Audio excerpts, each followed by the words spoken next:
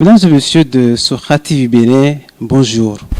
Un second mandat de 5 ans pour le chef de l'État, le président Patrice Talon. Un choix opéré par les Béninois et Béninoises le 11 avril 2021. Et cette victoire du président Patrice Talon est à mettre à l'actif des cadres béninois.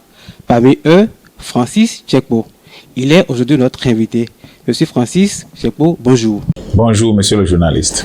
Donc, une question basique. Vous êtes un cadre de la commune de Glazoué.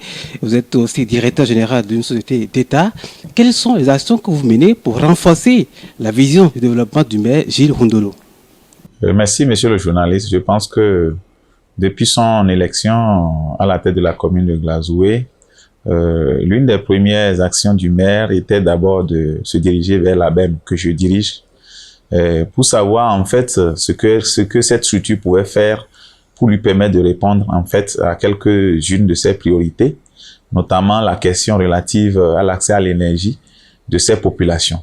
Ce que je peux déjà noter tout de suite par rapport à cette démarche du maire que j'ai saluée, c'est que sa vision ne s'est pas écartée de la vision globale de développement du chef de l'État que j'ai l'honneur de mettre en œuvre pour le sous-secteur de l'électrification rurale.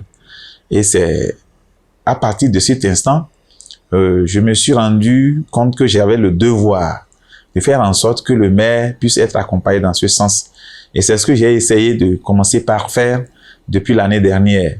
Et pour en aller plus au concret, vous pouvez comprendre déjà que tout de suite, à travers l'éclairage public, un certain nombre de lampadaires LED efficaces, très économiques, ont été déjà mis à la disposition de la commune de Glazoué pour servir dans la ville. Des études, de nouvelles études pour prendre en compte les autres besoins, notamment dans les chefs-lieux d'arrondissement également sont réalisés. Et nous sommes en train de travailler actuellement pour pouvoir donc satisfaire à ces besoins afin de donner plus de satisfaction à ces populations communément avec le maire. Donc, il y a ça, il y a la question relative à l'électrification rurale. Un certain nombre de localités étaient déjà électrifiées ou en cours, dont les chantiers sont en cours. Il est question de les achever. Et celles qui peuvent connaître de nouveau, nous sommes à pied d'œuvre également pour pouvoir donc lancer ces travaux-là. Et que le maire, ce qui est bon, c'est qu'il est debout et qu'il apprécie tout ce qui se fait et qu'il est prêt à marcher avec nous. Et c'est ce que je peux dire pour ce que jusque-là, qui est fait au profit de la commune de Glazoué. D'accord. On parlera maintenant politique. Il faut rappeler que vous êtes membre fondateur de l'Union progressiste dans la commune de Glazoué. Glazoué est reconnu comme l'une des zones où il y a la turbulence en période électorale. Et heureusement, pour la dernière présidentielle, nous avions constaté que cette zone a exprimé une image positive. Je pense bien que s'il y a une chose que je n'aime pas entendre, c'est de dire Glazoué, zone de turbulence, comme vous l'avez su bien dit. Parce qu'on a constaté qu'aux dernières élections communales, il y a eu des échauffourées, il y a eu des mouvements. Oui, justement, non, plutôt aux dernières élections législatives qu'il y avait. Au communal, il n'y en avait pas parce que, évidemment, c'est une élection de proximité. Qui intègre des populations avec les candidats qui sont en leur sein pour la majorité. Alors, cette situation déplorable de 2019 qui était arrivée à notre commune et surtout à notre communauté, la communauté Idacha, n'est pas un événement de nature à être souhaité ou à être voulu de nouveau. Alors, prenant en compte cette préoccupation, pour nous, acteurs politiques et cadres de la communauté Idacha, nous avons estimé que ce sont véritablement ou de façon particulière cette communauté répartie dans un certain nombre d'arrondissements qui étaient concernés par cette question-là. Alors, il était question pour nous, pour ce qui concerne les élections présidentielles passées, l'enjeu majeur, c'était pour nous comment faire pour que nous puissions organiser ces élections dans le calme, sans vandalisme. Et lorsque nous avions senti venir cette menace, nous avons donc pris nos responsabilités. Nous avons pris des dispositions idoines que nous avons mis en œuvre et qui aujourd'hui ont donné les fruits que vous avez donc observés, à savoir une élection sans vandalisme, une élection sans trouble, une élection donc où les gens sont sortis massivement, contrairement à ce que on peut croire. Alors, au nom de ces actions que nous avons menées dans l'ombre, bien sûr, évidemment, le bien ne fait pas du bruit. Nous avons, après analyse de la situation, nous avons estimé que ce sont nos frères, ce sont des hommes, des jeunes et autres, des jeunes, des hommes adultes et autres qui, évidemment, se donnaient à cette pratique. Et puisque il s'agit des hommes, ce sont nos frères, qu'il faut d'abord opter pour la voie du dialogue. La voie du dialogue, sans le dialogue, il ne peut pas avoir la paix. Sans le dialogue, il ne peut pas avoir le consensus. Donc, nous avons opté pour d'abord la voie du dialogue. Nous avons opté pour la voie de la sensibilisation, où vous allez comprendre que nous avons même franchi la barrière des considérations et des partis politiques pour nous mettre ensemble avec les autres partis, même de l'opposition, qui ont accepté qu'ils étaient d'accord qu'une élection apaisée puisse être organisée à Glasgow cette fois-ci. Et nous avons d'abord, dans un premier temps, sillonné tous ces arrondissements-là, village par village, pour échanger avec les populations, sensibiliser, les mettre à leurs oreilles les inconvénients d'une telle pratique qui ne remettra pas en cause, ce qu'il faut le savoir, qui ne mettra pas en cause les résultats d'une élection, parce que une commune sur 77 ou 2 communes ou 3 communes sur 77 qui mettent du vandalisme dans leurs élections n'oblige pas un État à remettre en cause les résultats d'une élection sur l'ensemble de ces communes. Donc, partant de là, c'est que c'est peine perdue pour nous si nous nous adonnons à des actes de vandalisme.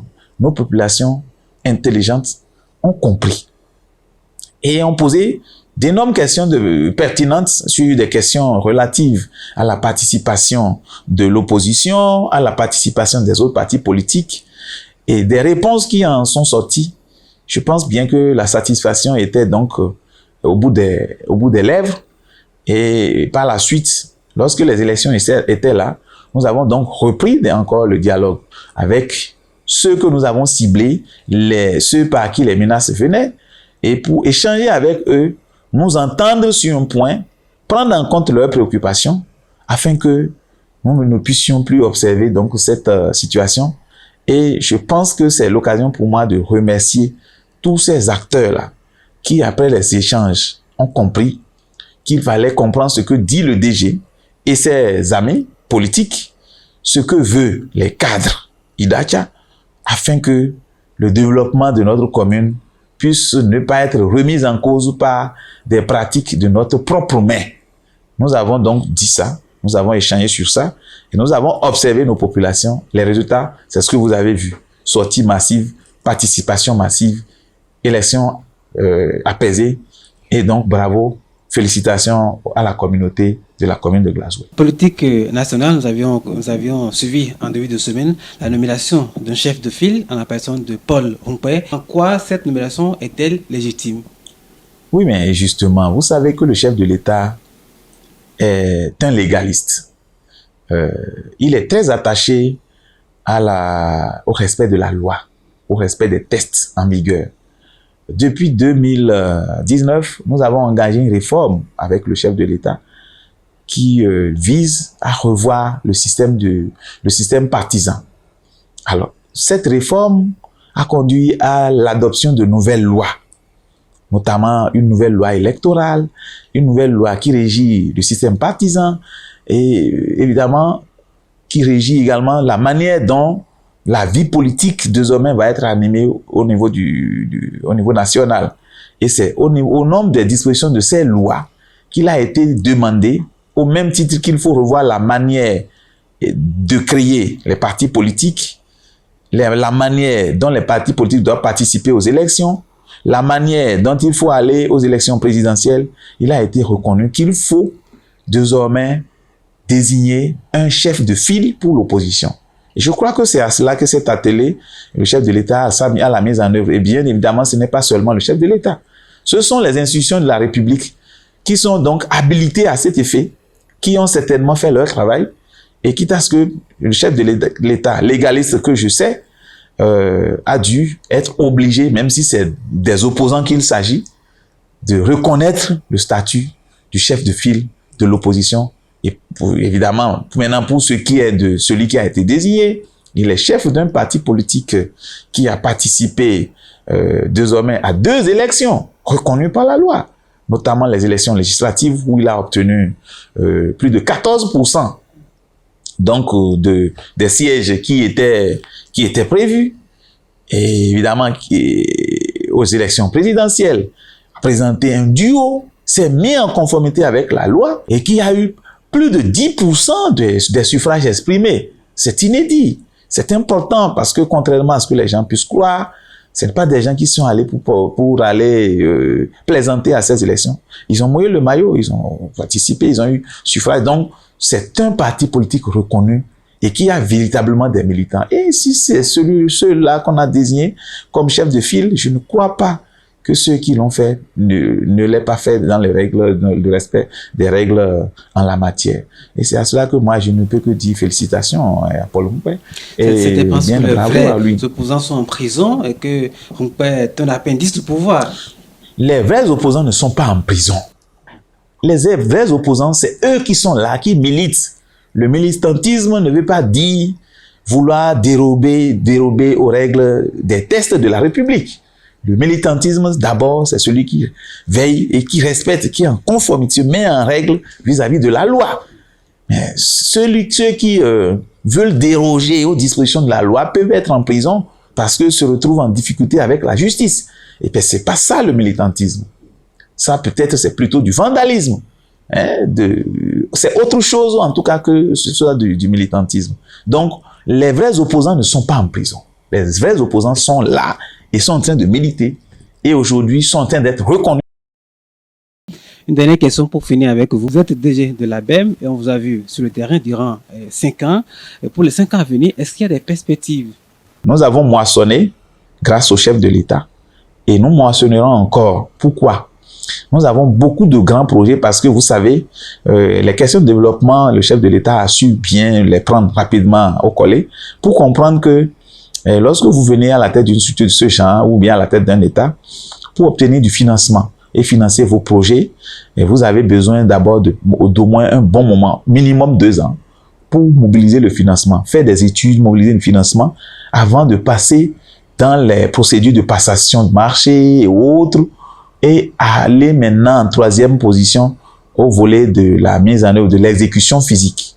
Alors, ces 5 premières années ne nous ont pas permis que pour faire ce qui a été fait, que les populations ont salué et que vous aussi vous avez salué par le passé, mais ont aussi permis de planter le décor en termes de perspective pour augmenter notre capacité à répondre aux doléances et aux besoins de nos populations en termes d'accès à l'électrification rurale. Donc, ce que je peux dire, déjà actuellement, au niveau de l'ABEM, nous sommes à pied d'œuvre au cours de la passation de marché pour un grand projet d'électrification de 309 localités rurales.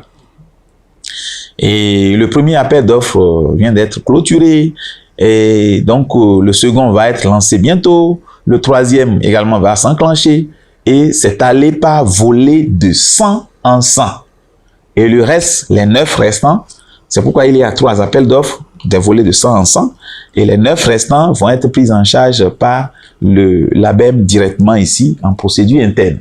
Alors, ces projets ont été financés par la Banque africaine de développement et la banque, la BIDC, la Banque des États, en tout cas de l'UEMOA, de la CEDEAO plutôt, qui finance des projets.